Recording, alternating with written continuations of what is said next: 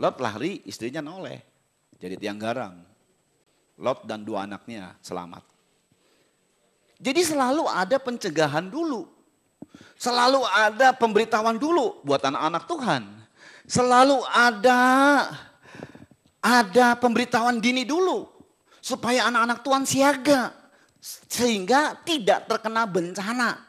Sebab penghukuman terakhir atau akhir zaman itu berkaitan dengan penghukuman terakhir atas dunia.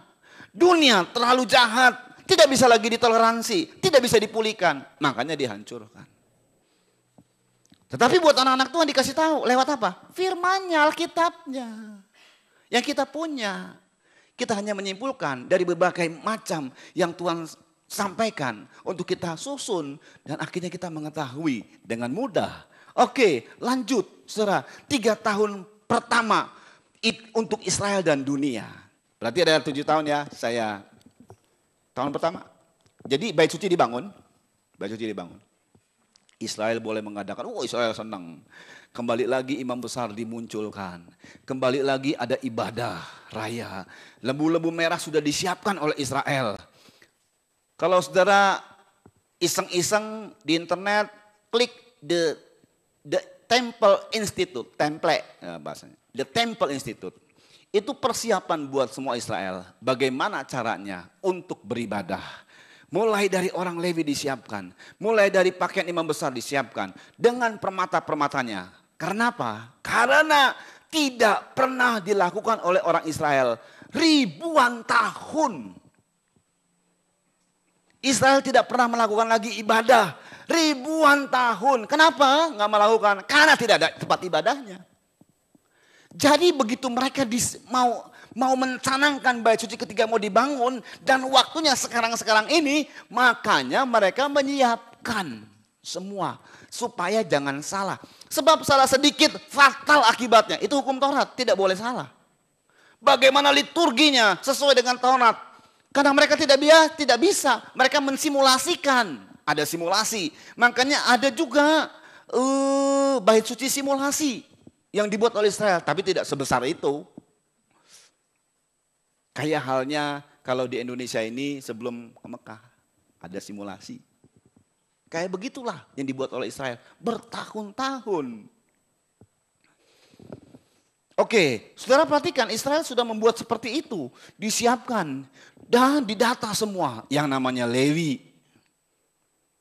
Untuk membuat ibadah, dikumpulkan supaya jangan bersalah. Sebab kalau bersalah akibatnya fatal.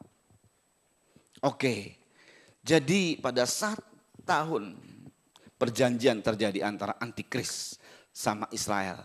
Kelompok antikris, belum antikris, kelompok. 7 tahun Israel boleh membangun bait suci dan dunia aman. Terjadi pembangunan, Israel boleh bangun bait suci tapi aman. Dunia kan bingung, siapa nih orang? Kelompok mana nih? Hebat Nah gitu. Tahun pertama berjalan. Untuk Israel. Senang. Bait suci dibangun. Nanti kita lihat bagaimana cara pembangunan bait suci. Raja atau oknum antikris membuat perjanjian Timur Tengah. Di mana Israel boleh membangun bait suci ketiga di Yerusalem. Dalam keadaan damai. Sehingga mata dunia menyorot oknum ini. Pembangunan bait suci ketiga dilaksanakan dengan persiapan-persiapan yang matang. Mari kita simak dulu sejarahnya bait suci dibangun. Zaman Salomo, ribuan tahun yang lalu. Persiapannya sangat luar biasa saat membangun bait suci. Sehingga saat pembangunan bait suci 1 tidak ada bunyi kapak atau palu. 1 Raja-Raja pasal 6 ayat 7. Jadi nggak main-main ini.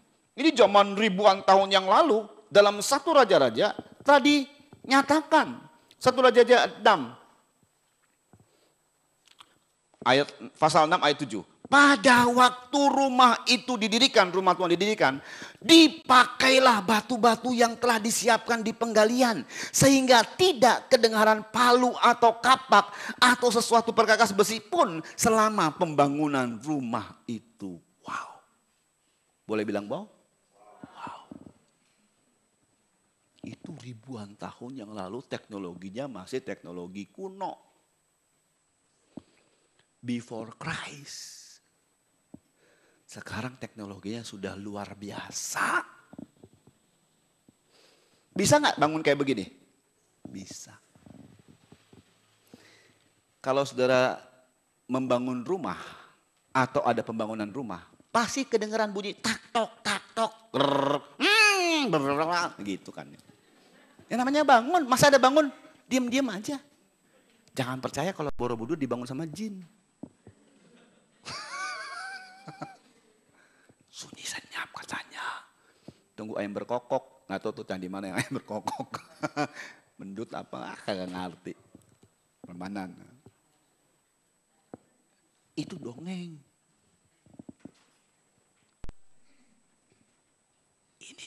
Ini bener. Ini bener. Zaman dahulu sedemikian rupa dibuat. Oke, inilah kehebatan orang Israel. Jadi seorang yang jenius itu, di mana jeniusnya? Ketelitian. Ketelitian itu sampai sekian milim, sekian persen teliti. Itu namanya jenius. Kejeniusan itu termasuk ketelitian. Waktu saya pergi ke Israel, sudah tahu? Oh, belum tahu ya. Prajurit-prajurit Israel dipakai orang-orang perempuan muda di sekitar antara usia 17 sampai 21-23 dengan laras panjang semua. Banyak kan prajurit cewek. Kenapa? Cewek itu lebih teliti daripada cowok. Tapi cewek Israel teliti luar biasa. Oke. Saudara nanti sekali-kali baca saat peperangan Yom Kippur, satu lagi sebelum Yom Kippur. Lupa peperangan apa itu namanya. Itu hebat. Itulah kekuatan Israel. Jadi persiapan mereka luar biasa. Dahulu saja begitu. Apalagi sekarang, gampang sekali. Bagaimana cara pembangunannya? Asal tanahnya diluaskan aja. Dring. Mungkin cuman 2 hari, seminggu, mungkin paling lama seminggu. Jadi tahu udah bait suci. Sudah dipersiapkan semua. Wow. Boleh wow? Wow. Dan 3,5 tahun pertama untuk Israel dan dunia. Jadi Israel itu begitu, saudara. Lalu di dunia promosi biochip di seluruh dunia. Kalau sekarang ini kalau kita ke mall ada cewek atau cowok, Pak, ini kredit card HBCD, apa nggak tahu, Hongkong Bank apa gitu. Ini BCA lagi promosi Pak, kredit card Pak. Bapak ini, ayo langganan kredit card Pak, aduh daftar ini dulu. Nah. Siapa di sini yang di bank, coba angkat tangan. Kerja di bank atau sekolah perbankan? Oke. Nggak ada ya, nggak ada yang ngaku. Nggak apa-apa. Hari-hari ini masih nawarkan kartu kredit. Nanti bukan kartu kredit yang ditawarkan, biochip. Promosi besar-besaran biochip di seluruh dunia, termasuk di Indonesia. Di mana-mana. 3 tahun pertama untuk Israel dan dunia lagi. Pentahbisan pembangunan bait suci menjadi berita utama di semua media dunia. Wow. Saya kalau saudara terus amati, ada yang namanya teknologi hologram. Ada lagi yang namanya teknologi, lupa saya. Yang menciptakan gempa itu. Dan itu juga merupakan senjata. Lupa. Bio apa begitu. Lalu Israel beribadah di bait suci ketiga. Yang didambakan ribuan tahun lamanya. Wah, senang Israel. Lembu merah sudah disiapkan sekarang ini. Mereka beribadah 3,5 tahun. Pikirnya, bukan 3,5 tahun, saudara, jangan salah. Israel merasa inilah kemerdekaan, inilah luar biasanya. Pihak Israel, mereka memuji-muji. Mereka kembali beribadah. Wah, mereka sangat bersuka cita, pemulihan terjadi atas Israel. Memang oknumnya antikris, tapi Israel sendiri merasa dipulihkan ribuan tahun lamanya. Seperti dijawab oleh Tuhan doa-doanya di tembok ratapan. Oknum antikris mendapat perhatian dunia karena bisa damai. Israel boleh bangun, tapi dalam keadaan damai. Wow, wow, wah, dunia menyorot bangsa-bangsa. Presiden kita, nggak tahu waktu itu siapa presiden kita. Boleh juga nih orang, gitu ya. Nggak tahu siapa presiden kita. Iya kali nggak tahu. Saya nggak pernah meramalkan apa-apa soalnya. Presiden Jepang, Presiden Cina, PM Malaysia, Australia, semuanya. Ini luar biasa nih orang ini nih, penyelamat dunia, juru selamat dunia ini. Israel, lebih-lebih lagi, ini dia Mesias. Sampai sekarang Israel tidak pernah mengenal Yesus Kristus. Mereka terus menunggu Mesias. Dan dalam satu transkrip, menurut transkrip itu, kalau, aduh sayangnya, saya tidak ungkapkan itu semua saudara, terlalu panjang. Saya mengambil satu sikap yang punya dolar, yang $1. $1. Ini ada transkrip menyebut seperti ini. Tolong, ada yang punya $1? Ada yang bawa sekarang $1? $1 Amerika. $1 Amerika. Saya tidak slide-kan ke situ ya. Cepetan, bisa nggak? Ada nggak? Oke. Saudara di $1. Bukan, yang Amerika. Dan dia hanya ada di $1 Amerika. Dia hanya ada di $1 Amerika. Saya beritahu, ini mengandung makna. Tidak ada di $100. Ini tidak akan pernah hilang $1 Amerika ini. Presidennya kagak tahu siapa. Tapi di $1 Amerika. Ada piramid. Dan satu mata. Tapi nanti saudara perhatikan di rumah atau di internet. Piramid itu tidak terhubung. Mata sendiri, piramid sendiri. Jadi piramidnya terpotong. Jadi menurut salah satu transkrip. Mereka menunggu penyatuan kerucut yang teratas dengan yang bawah. Lewat mata Illuminati namanya. Yang dimaksud God. In God we trust. Bukan God Yesus. Jadi ini dibuat memang dipersiapkan. Berapa ratus tahun lalu ini dipersiapkan. Di mana mereka ingin menciptakan tatanan dunia baru. Satu pemerintahan, satu politik, satu agama, satu ekonomi. Mata uang yang satu. Dan mereka dalam satu transkrip mereka menyatakan bahwa nanti yang datang ke sana yang menyatukan kerucut atas dan bawah, dialah yang membangun bait suci ketiga. Israel sedang menunggu bait suci, Israel sedang menunggu Mesias. Dan satu transkrip menyebutkan bahwa Mesias bagi Israel adalah yang membangun bait suci ketiga.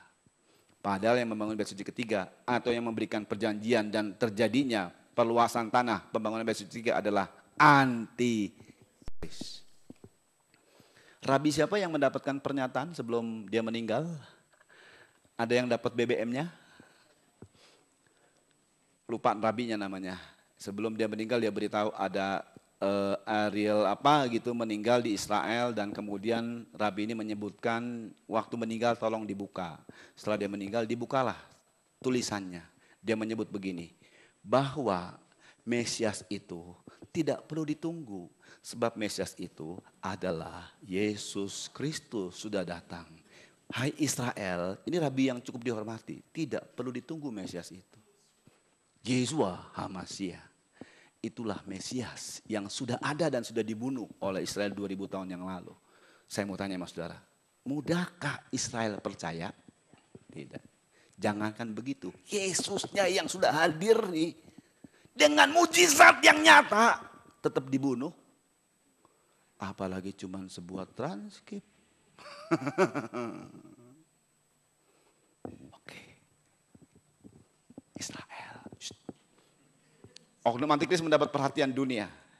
Dunia dalam keadaan relatif stabil dan aman. Jadi pertama 7 tahun itu pembangunan bait suci ketiga aman. 1 Tesalonika 5 ayat 1 sampai 11. Cepat ini, seru ini. Sebab nanti ada puncaknya. 1 Tesalonika 5 ayat 1, perhatikan. Tetapi tentang zaman dan masa saudara-saudaraku tidak perlu dituliskan kepada kamu. Karena kamu sendiri tahu benar-benar bahwa hari Tuhan datang seperti pencuri pada malam. Apabila mereka mengatakan damai. Nah, ungkapannya hari Tuhan datang seperti pencuri pada waktu malam. Kenapa begitu? Kenapa mendadak? Kenapa tidak diketahui? Ini dia saudara, camkan baik-baik. Ini konteksnya kita harus perhatikan. Apabila mereka mengatakan semuanya damai dan aman, maka tiba-tiba mereka ditimpa oleh kebinasaan. Seperti seorang perempuan yang hamil ditimpa oleh sakit bersalin. Mereka pasti tidak akan luput. Nah itu dia, hari Tuhan datang seperti pencuri. Bagi mereka yang merasa aman dan damai. Tapi bagi kita, tetapi kamu saudara-saudara, kamu tidak hidup di dalam kegelapan. Sehingga hari itu tiba-tiba mendatangi kamu seperti pencuri. Buat kita Tuhan datang tidak seperti pencuri. Kenapa? Dikasih tahu gejalanya. Dikasih tahu tandanya. Karena kamu semua adalah anak-anak terang dan anak-anak siang. Kita bukanlah orang-orang malam atau orang-orang kegelapan. Sebab itu baiklah jangan kita tidur seperti orang-orang lain. Tetapi berjaga-jaga dan sadar. Sebab mereka yang tidur waktu malam dan mereka yang mabuk waktu malam. Tetapi kita yang adalah orang-orang siang, baiklah kita sadar. Hari Tuhan buat kita tidak seperti pencuri, harusnya. Jadi bagaimanakah kita melihat keadaan kalau Mbak Cici dibangun? Kita mesti berjaga-jaga. Memang keadaannya damai. Dia bisa menciptakan timur tengah damai. Dunia menyorot dia. Dia pemegang ekonomi. Banyak antek-anteknya. Illuminati kekuatannya. Dia bisa berikan dana kepada siapapun yang mau. Dengan syarat ini. Berapa dana bisa dikucurkan? Sekarang pun sudah ada. Tapi semuanya dalam keadaan damai. Fasilitas diberi. Di saat itu, kita jangan menganggap itu damai. Kita harus berjaga-jaga. Amin? Amin saudara? Begini loh.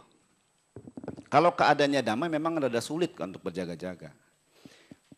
Waktu Indonesia terkena kerusuhan gereja-gereja dibakar dan lain sebagainya.